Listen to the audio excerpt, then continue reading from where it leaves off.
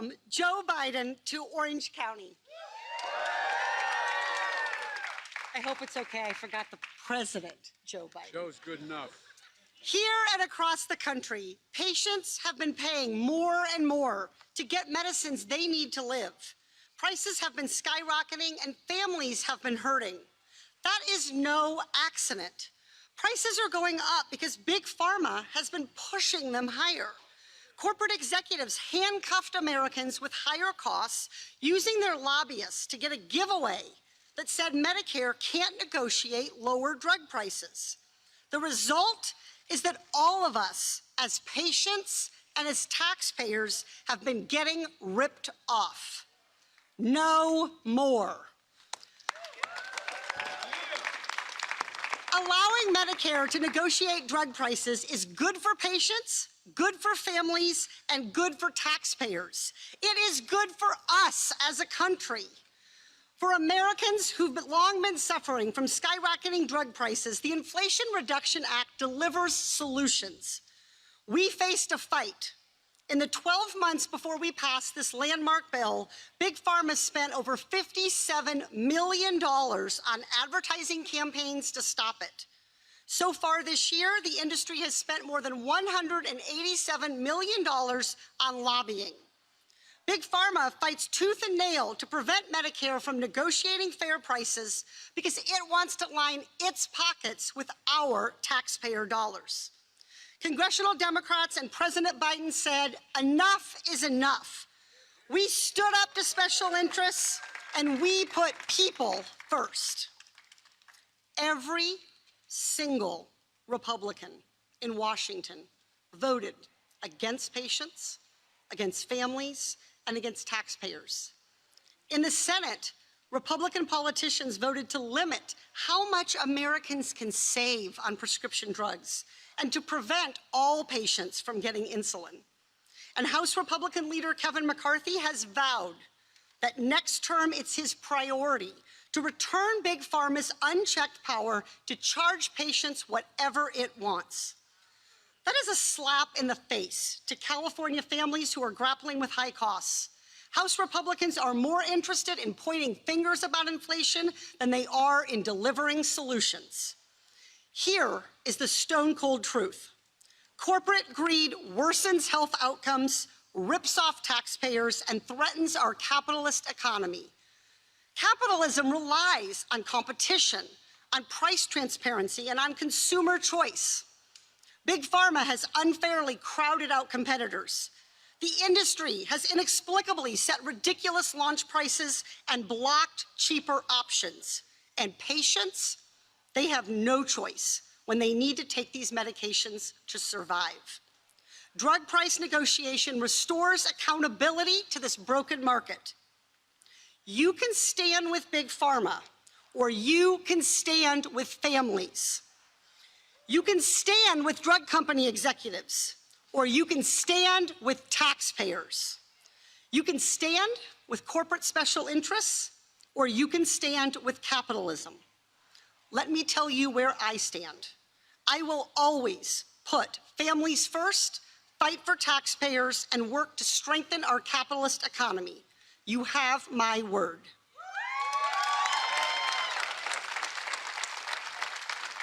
Now, I am honored to introduce someone who is no stranger to the fight against Big Pharma, my friend, Susan Meyer. Nope, I'm good.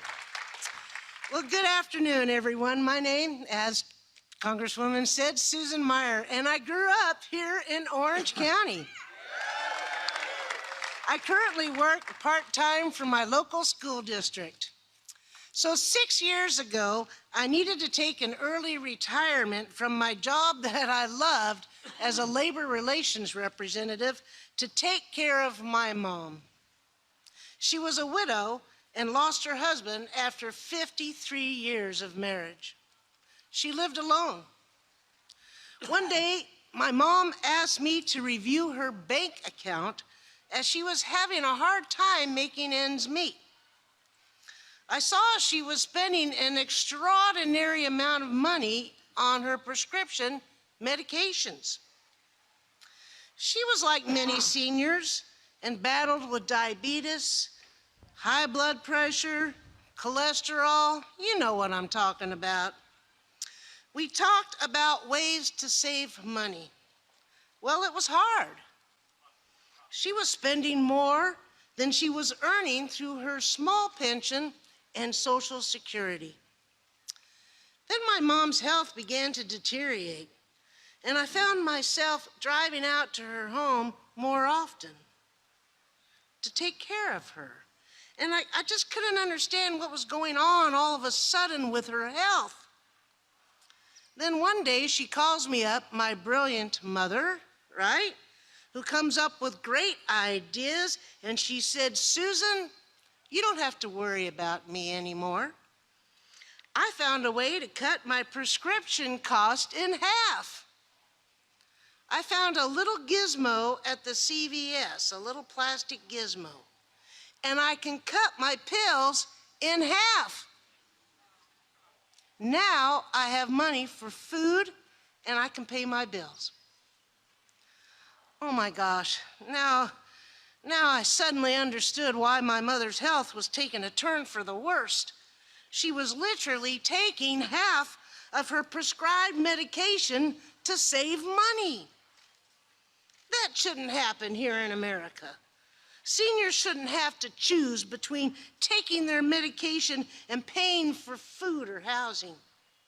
It's why I decided to help organize seniors with the California Alliance for Retired Americans. Some of our members are here today. Woo-hoo. Our goal is to maintain and improve Social Security and Medicare for all. And that's why I am so honored to introduce someone who is fighting to protect Social Security and Medicare every day. Someone who signed the Inflation Reduction Act into law, which will lower the cost of prescription drugs for seniors and make health care more affordable. So most importantly, someone who understands the challenges facing working families. It is my honor to introduce to you the President of the United States, Joe Biden.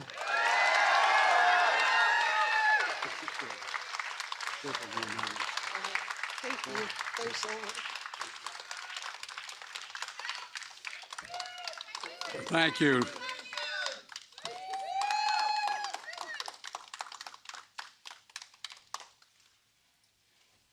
Well, great to be here in Orange County at Irvine Valley College. And Susan, thank you for that introduction. Please sit down, please, thank you, if you have a seat. And thank you so much. Look, unfortunately, the story Susan told is not unique. And it's, many, many families that are going through this. But before I begin, pouring into my discussion today, I look over there and I see free Iran. And I want you to know we stand with the citizens and brave women of Iran. For real. For real. And who right now are demonstrating to secure their very basic fundamental rights. Women and men should have the right to freedom of expression and assembly. And women all over the world are being persecuted in various ways.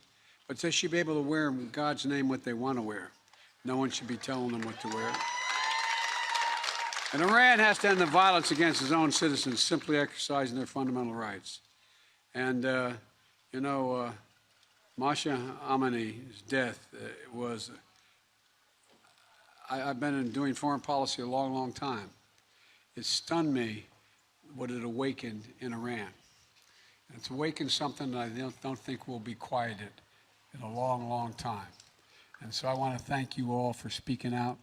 I want to thank the Persian community here for being so vocal and continue. It matters. That's one thing you don't have to tell me. You met my wife? I married up. I was one of those guys my whole life. I've been surrounded by women who've taken care of me. Maybe they're smarter than I am. My younger sister used to be 3 years younger than me. Now she's 23 years younger. There's not a single solitary Biden man that is younger than any Biden woman. And my wife, by the way, at a community college, my wife is teaching today. My wife is a full-time college professor at a community college. And look, I'm here today because I want to share the progress we're making to bring down the cost, healthcare costs for everybody. And thanks to Democrats in Congress like Lou and also Katie. And Katie's, Katie's just been a star. You can tell she's not passionate about much, and you can tell she's a retiring soul. But all kidding aside, a policy whiz who knows how to talk to folks, a fighter who's taken on a powerful special interest. And we've seen it all. No drug company executive wants to testify in Congress before Katie. Nobody wants to do that to answer her questions, because they're to the point and they're revealing. Katie's is a big reason why I've been able to make such progress dealing with health care. And that's what I want to talk to you a little bit about today. I know it's been a tough 4 or 5 years for the country. We've made a lot of progress, but folks, a lot of folks are still struggling. Folks who came from the families I came from, where you sit around the kitchen table at the end of the month and wonder how in God's name we're going to pay for everything. Do we have enough? Well, I think about it the way my dad did. He used to talk about it in a way that so many of you at home still talk about it around that kitchen table or that dinner table. How much are the monthly bills? And how are we going to have to pay for all the necessities that extend beyond that? Is there enough left over? My dad used to use the phrase, for just a little bit of breathing room. My dad was a well-read, high school educated guy whose great regret was he never got to go to school. But he used to talk about everyone's entitled to be treated with dignity. And when you don't have the capacity to meet the basic needs of your children and your family, you're deprived of your dignity. You're deprived of your dignity. It's especially the case when it comes to health care and prescription drug costs. That's why Katie's leadership and the work of the Democrats in Congress is so consequential. And Katie, I'm not just being nice because I'm in your district. It happens to be true. No, I mean it. You are a fighter, you're decent, you're honorable, and everybody respects you. Everybody respects you, and it's a big deal because you get a lot done. I wrote and then signed into law the Inflation Reduction Act. They used to call it, in the press, poor people have to follow me all over the country. We heard me say it before. It used to be called Build Back Better, but we got almost all of it. That Inflation Reduction Act did a lot of things. It had just a short amount of money, $368 billion for the climate, which is, it did a whole range of things. But what it did was it took on special interests in a way that we haven't in a long time.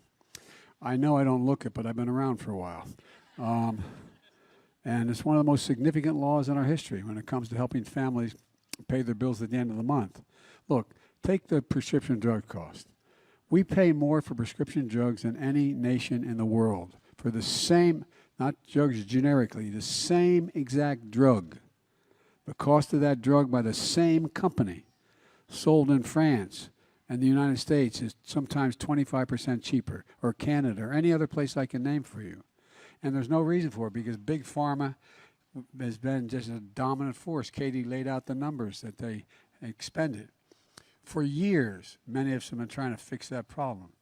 Why is it that, for example, the VA can negotiate drug prices with pharma? They say, we're not going to pay you more than A, B, C, or D, X amount for the The only exemption written into the law was that Medicare cannot negotiate the price of a drug with the drug companies, where they make billions of dollars through Medicare. For years, Big Pharma stood in the way. And for years, there's been no check on how high or fast pharma can raise drug prices. When I ran for this office, I ran on this platform. It's just not right. This year, drug companies alone raised the price of more than 1,200 drugs. This year, this calendar year, raised the price on 1,200 drugs above the rate of inflation. Not a single additional bit of information was injected into that drug. Not any more experimentation. Nothing new. Same exact drug. Same drug. And it gets increased. 1,200 of them. 1,200. The average price increase for those drugs is over 30%. 30%. In 2022, the price for one blood pressure drug that millions of Medicare beneficiaries rely on increased by over 500%.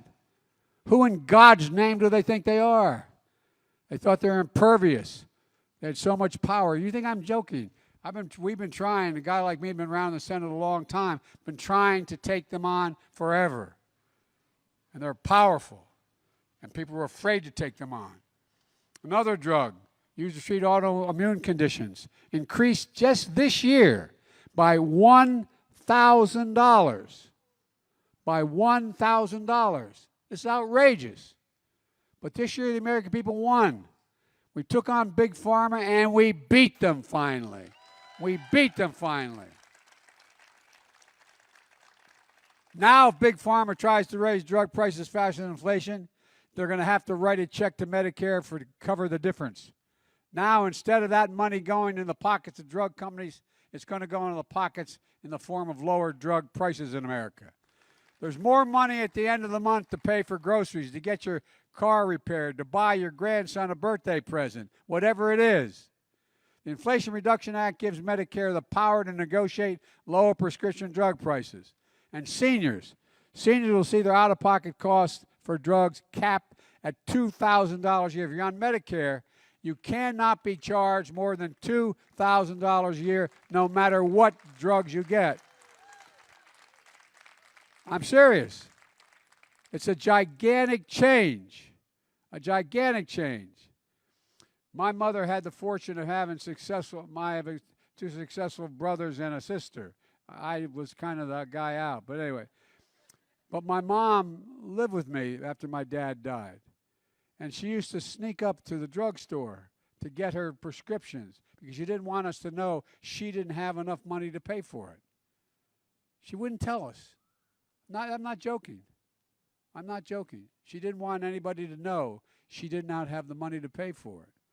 So finally went up and I made sure that whatever she had in her wallet, that's what the drugstore charged her because I gave them whatever they need. They had a card.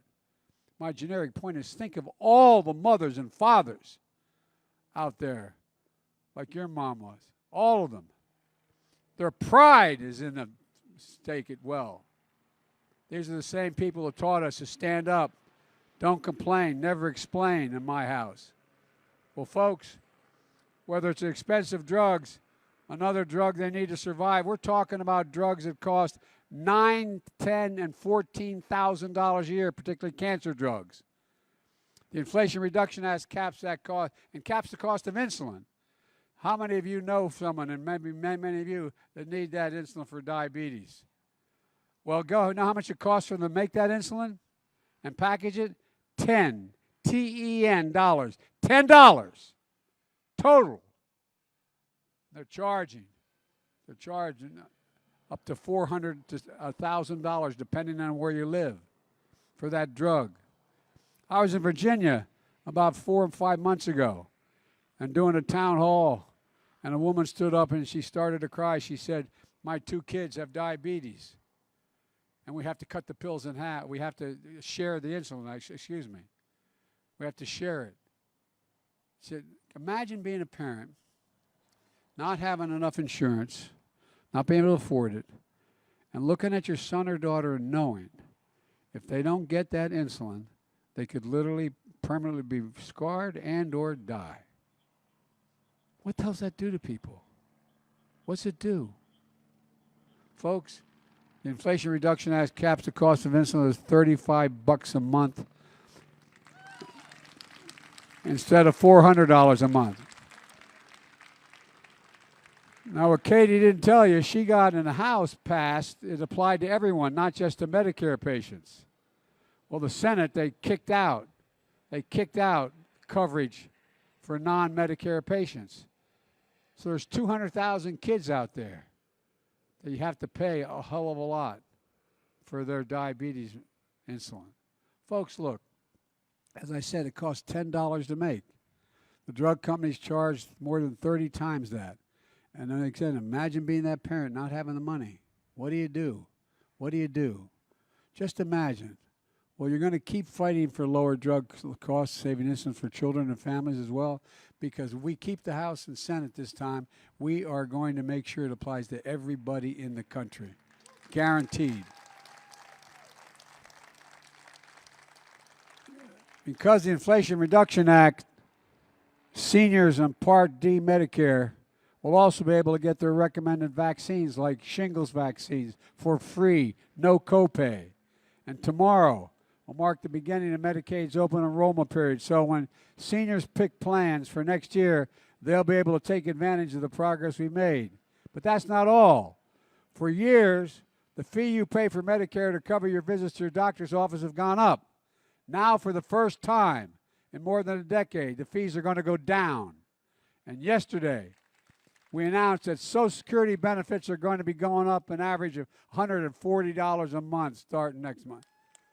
And folks, look, seniors are going to get ahead of inflation next year. For the first time in 10 years, their Social Security checks are going to go up while Medicare premiums go down. And this is a big deal for seniors. And this morning, I issued an executive order directing the Department of Health and Human Services within 90 days to put a plan on my desk finding an additional way to lower prescription drug costs for seniors, because there's other ways we can do this in addition. But we're not just focused on seniors. Earlier this week, the Treasury Department took action to fix the problem that was making it harder for families to afford health care coverage for their spouse or a child, the so-called family glitch rule. It's a glitch, all right. Under the old rules, a working mom was told as long as she could afford employer-based coverage for herself, she couldn't qualify for premium subsidies to afford coverage for her family. Well, now, 1 million people will gain coverage and pay lower premiums. Last year, a family of four with health coverage through the Affordable Care Act saved $2,400 from the American Rescue Plan that I signed into law. Now, Inflation Reduction Act is going to lock that in place for lower health care and premiums for millions of families. Folks, and by the way, the drug companies are going to continue to do very well in terms of profit. We're not costing them anything other than they should get costs. But folks, let me tell you something.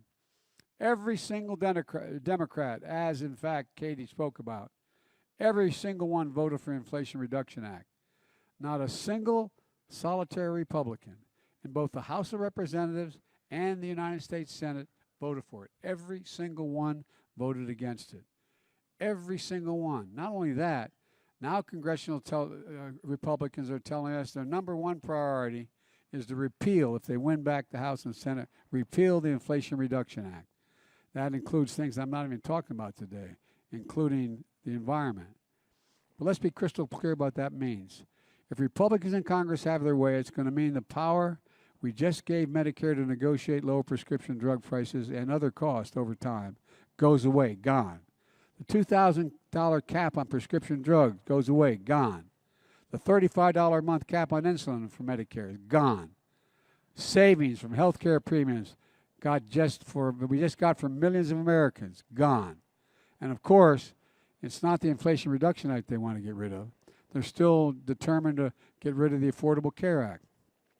What people don't realize, they didn't realize the Affordable Care Act is the only basis upon which people with a pre-existing condition can get health care, unless you can afford an expensive policy.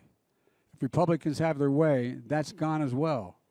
And here's the bottom line, so please hear this. When it actually comes time to do something about inflation around the kitchen table, Republicans in Congress are saying no. If Republicans take control, the prices are going to go up, as will inflation. It's this simple.